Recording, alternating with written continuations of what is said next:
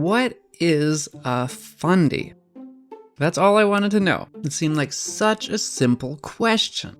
I wanted to know where the unusual name of that large body of water called the Bay of Fundy, located between New Brunswick, Nova Scotia, and Maine, came from, and what this strange word meant. And you've got to admit, it's a pretty unusual name, Fundy. What I thought was a simple question actually had a very complicated and surprising answer stretching back 500 years. It sent me down a deep rabbit hole of research involving cranky historians, confused explorers, a baffling mix-up, and a mysterious and forgotten lost colony in the Maritimes. Possibly the first European colony in all of North America.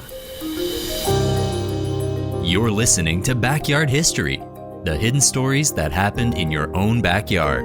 The podcast version of the weekly history column running in newspapers across the Maritimes. With your host and author, Andrew McLean.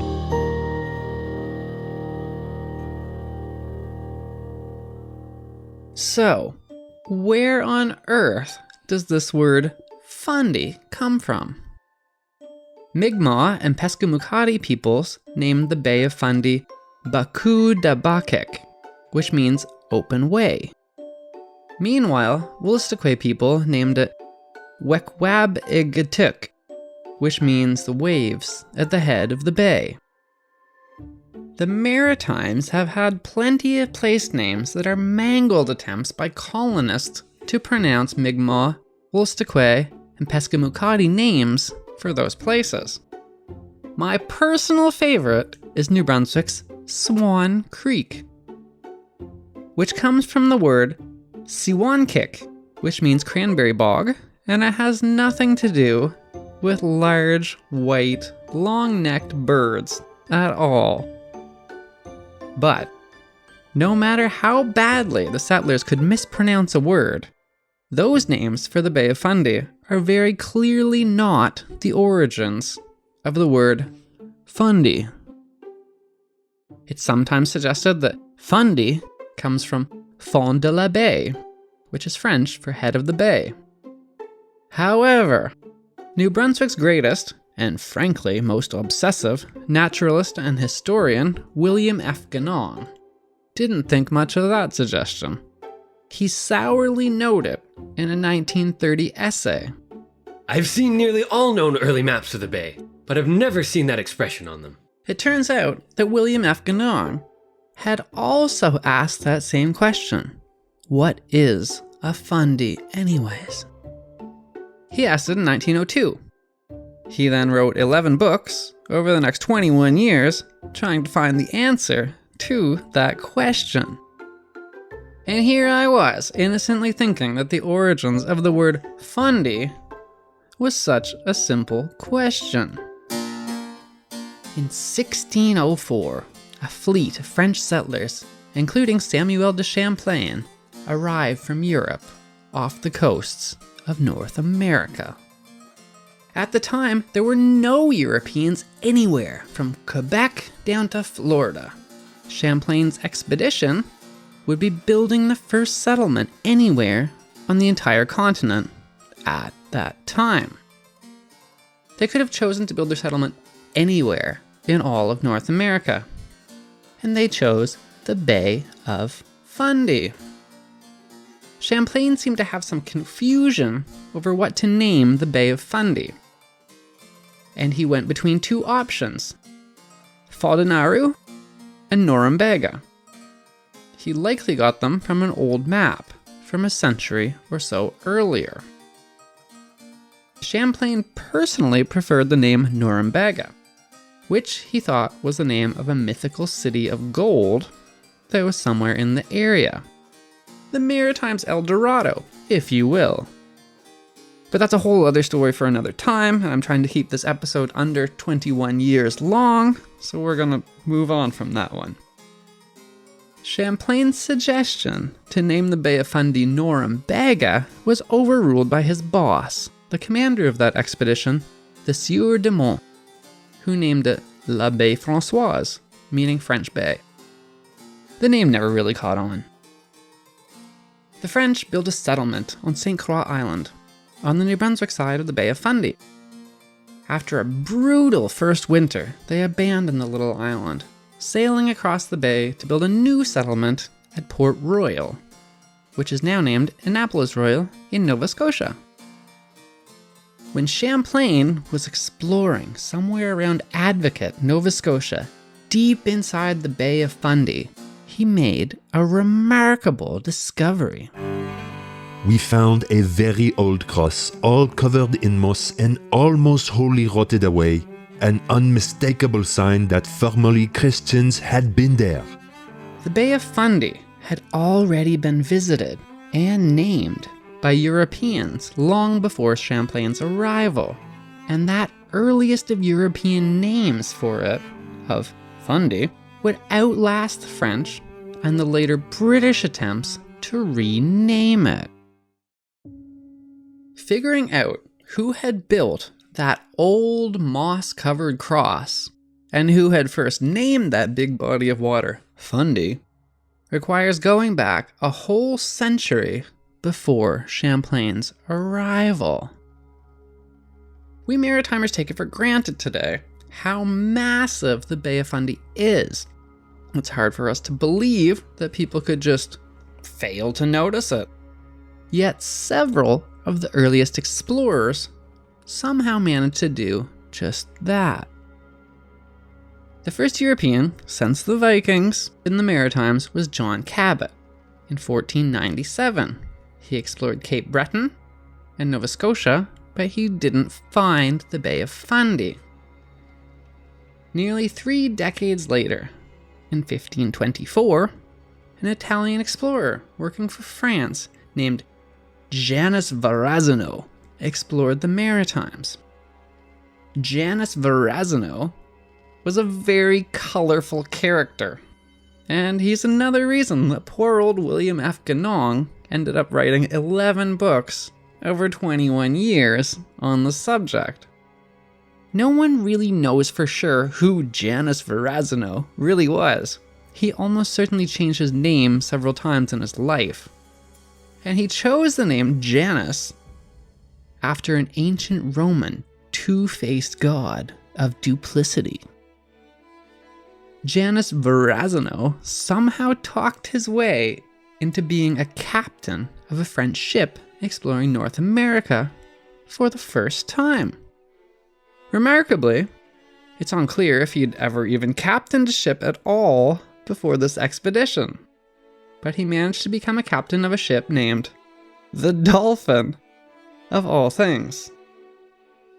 Also, Janus Verrazano didn't write normal professional reports on his explorations, but rather he wrote a bunch of really excited personal letters to the King of France, who he always called My Most Serene Highness. They were filled with exclamation points and scribbled notes all over the margin. They're just totally inappropriate for a work report, which really is what these were. And, as if that wasn't strange enough, he later quit exploring to become a pirate. One of the wealthiest pirates of all time, in fact. But that's another story, and we're supposed to be focusing on a lost colony here. So, Janus Verrazano and his ship, the Dolphin, sailed all the way from Florida up to Cape Breton. But they missed the entrance to the Bay of Fundy. But here's the thing. His weirdly personal letters to His Most Serene Highness seemed curiously aware of its existence, even though they didn't actually find it. Which is weird, because he's often thought to be the first European to have actually been to these places. He actually went back and forth over where the mouth of the Bay of Fundy was, searching for it. He didn't find it though. He was running low on supplies, and he needed to hurry back to Europe before the winter hit. Before departing though, he found the Penobscot River. Its entrance is right next to the entrance of the Bay of Fundy. On his maps, he named it Orembaga, the same word Champlain meant, but he misspelled it with an N, when he suggested the word Norumbega. Samuel de Champlain was actually a terrible speller. He often misspelled words. His most infamous spelling error would have to be Acadia, the name that he gave to all of the Maritimes, and which lives on today as the name for the Acadian French speakers in the Maritime region. When he wrote Acadia on his maps, he was attempting to spell Arcadia, which is what Janus Verrazano had named the Maritimes. Arcadia is an ancient Greek word that means paradise. And that's the thing. Janus Verrazano had an obsessive and almost religious fixation on what he called the ancients, which he meant ancient Greeks, like Aristotle and Plato. He always named places that he discovered after ancient Greek references. The only strange exception to this, though, was when the very unusual Janus Verrazano got angry. Then his places' names got weird, even by his standards, and he was almost certainly the strangest of the explorers. And explorers are generally a pretty odd bunch. So get this, near Portland, Maine, he tried to trade with locals, but he wrote to His Most Serene Highness that the locals were uncouth and insulting, laughing and showing their buttocks. He was so annoyed at being mooned by the locals that he named Maine's Casco Bay Terra Onde e Mala Gente, which means land of the bad people. William F. Ganong suggests that Janus Verrazano had already seen both the Bay of Fundy and the Penobscot River named on earlier explorers' maps which had came before him, which he was using. Ganong wrote, "It seems not improbable that Orambega on the Verrazano map may be a misprinted Grambaya, meaning Great Bay, taken from a descriptive designation for the bay in question on a Fagundes map." Ganong was referring here to João Alvares Fagundes. He would have been in the Maritimes in between John Cabot and Janus Verrazano's explorations of the Maritimes. Fagundes also likely built the Old Cross, which Champlain had later found, and he would explain where this word Fundy came from. There's some surviving evidence of a 1521 Portuguese lost colony in the Maritimes. If true, this would be the first European settlement in the whole continent, even earlier than the much more famous American lost colony of Roanoke. This happened during a very early 25 or so year period in which the Portuguese dominated exploration and even colonization of what is now Canada. And this time period is almost completely forgotten today. The reason why it's forgotten is actually pretty simple. The Portuguese National Archives and a lot of the records from this time were destroyed by one of the worst earthquakes in all of human history in 1755. This earthquake completely flattened Portugal's capital of Lisbon. It even sent tsunami waves that were so violent that they forever altered the coastline of faraway Ireland. Despite the destruction of the vast majority of the Portuguese records, some documents still survive which tell of a forgotten early Portuguese exploration of Canada. As we've seen, the first European since the Vikings to arrive in Atlantic Canada was John Cabot back in 1497. The Portuguese, though, weren't far behind. The very next year, João Lavrador explored the region. He landed in Labrador, which he probably named after himself, although curiously, Lavrador is also the Portuguese word for farmer. In 1500, Portuguese captain Gaspar Corte Real went looking for China. Instead, he found Newfoundland. He named it Bacalalos, which means codland. He named it after the plentiful codfish. He was so mad that Newfoundland wasn't China that he kidnapped 57 indigenous people and he sold them as slaves back in Portugal to help pay for his expedition. The following year, Gaspar Corte Real returned, and he was never heard from again. Generally suggested that he met his end at the hands of the indigenous people, who were, perhaps understandably, quite furious at his earlier kidnappings. It's also said that there's an internally burning ghost ship which haunts the waters off of the Northumberland Strait and the Baie de Chaleur in northern New Brunswick, which can be seen on stormy nights, which is his, but that's another whole story, which we're not going to get into now. Only 1 year after his disappearance, his brother, Miguel Corte Real, arrived with 3 ships to search for his lost sibling. Only 2 ships returned, and that was the last that was ever heard of Miguel Corte Real. So far, the Portuguese aren't having a good track record in Canada, and so they stopped exploring for about a decade and a half.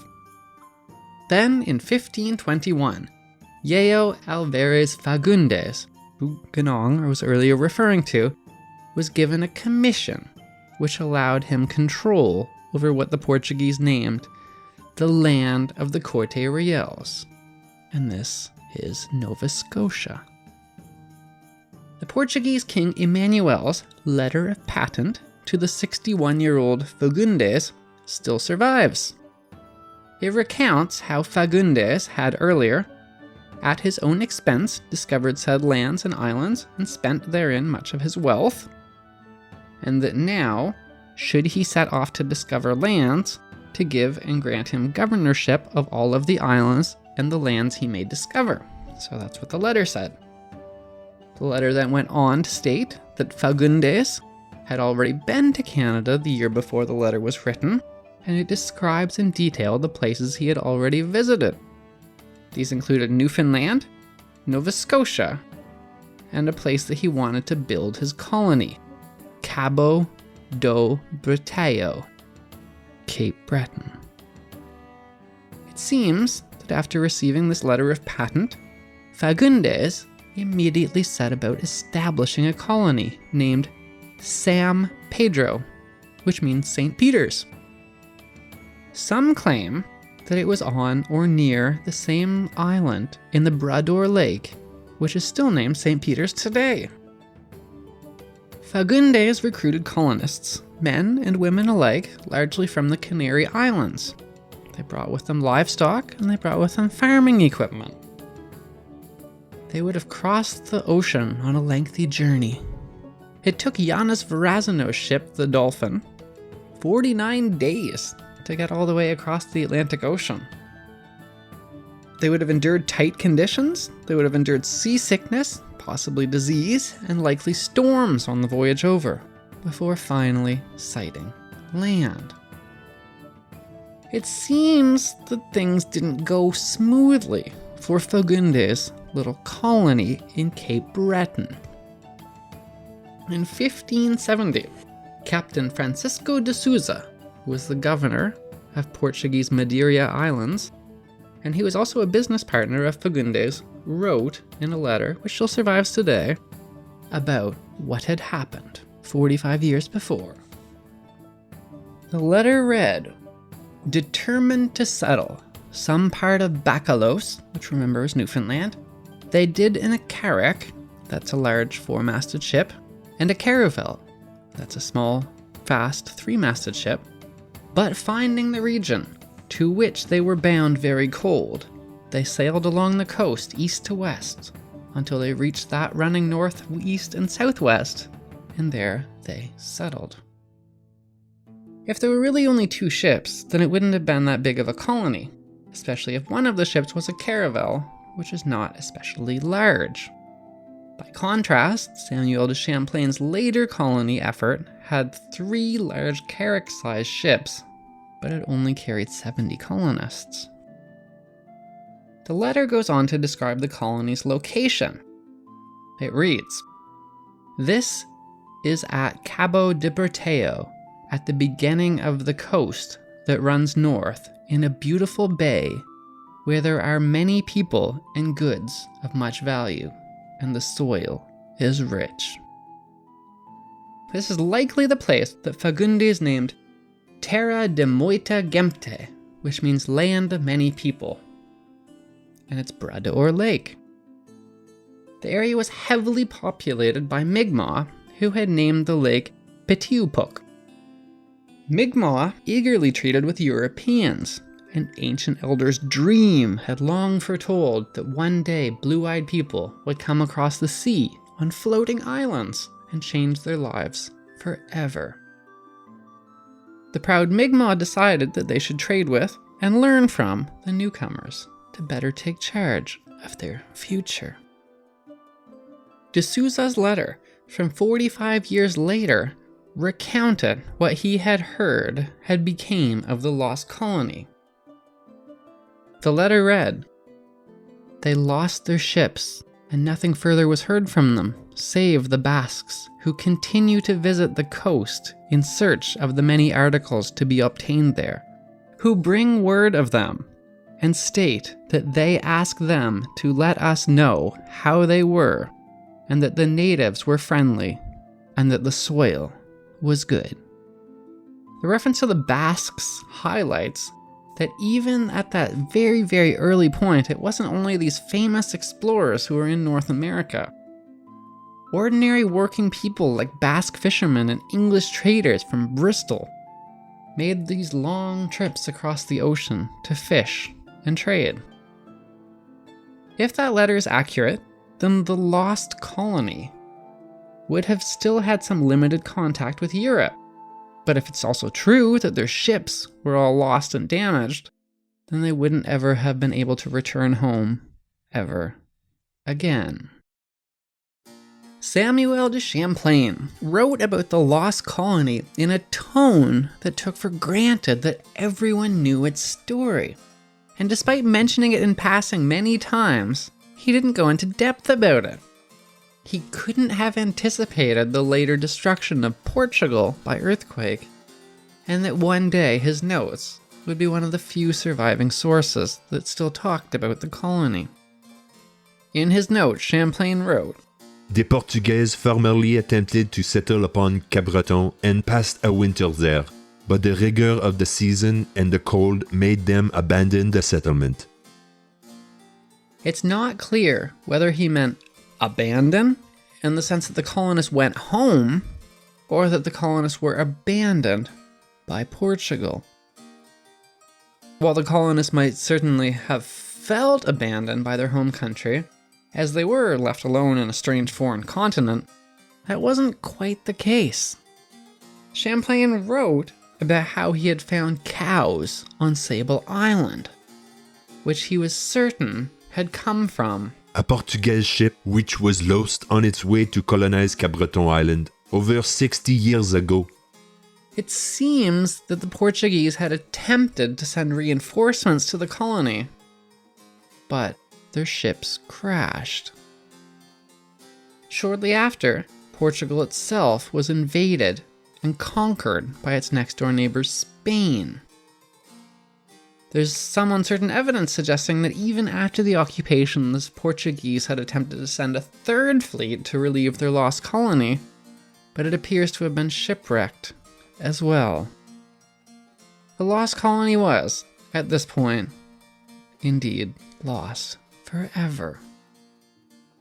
Mi'kmaq oral histories also tell of a colony a century before Champlain arrived on Unamaki, which is their name for Cape Breton.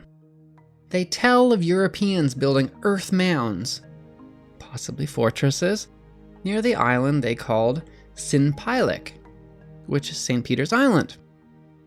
They also told of how these unprepared settlers were ultimately devastated by Gasignuat, which means sickness, during a particularly harsh gesig, which means winter. In the early 1800s, judge, historian, member of parliament, and the author who coined the phrase, truth is stranger than fiction, Thomas Chandler Halliburton claimed to have discovered Portuguese artifacts on St. Peter's Island. These artifacts that he discovered allegedly included a cannon. He claimed that while he returned to Halifax to confirm the cannon's authenticity, Cape Bretoners, who did not understand its significance, melted it down for scrap metal. Other artifacts that Judge Halliburton found, allegedly, were apparently lost. So as for my original question, the one that sent me down this whole big rabbit hole of a lost colony, which was, if you remember from the beginning, where does this word Fundy come from? It went like this. When Fagundes first explored the Maritimes, the year before he started the lost colony, it was he who first described and mapped the Bay of Fundy and the Penobscot River, the entrances to which, remember, are very close together. William F. Ganong suggests that Fagundes was the first European to name the Bay of Fundy, which he called Grambaya, which means Big Bay. And he also named the nearby Penobscot River Rio Fondo, which means deep river. Ganong wrote, Fagundes had explored along the coast of Nova Scotia to the Bay of Fundy, which he was the first to map, though later cartographers bedeviled the subject by mistakenly assimilating his map of the Bay of Fundy with the Penobscot.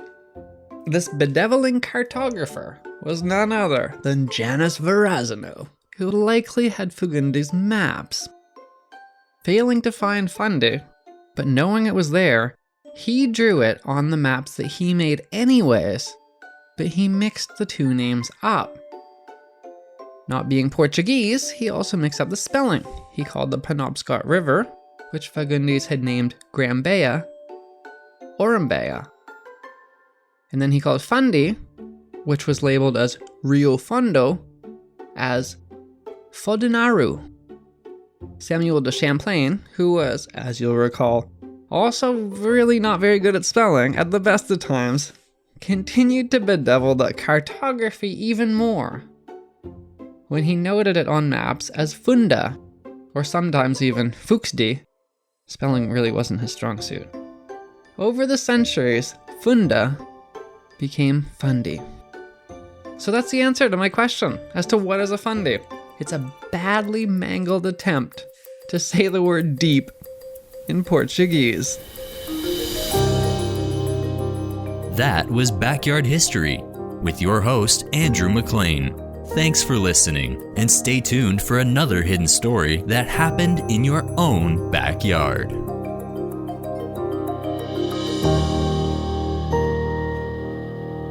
Produced by Jordan Lozier.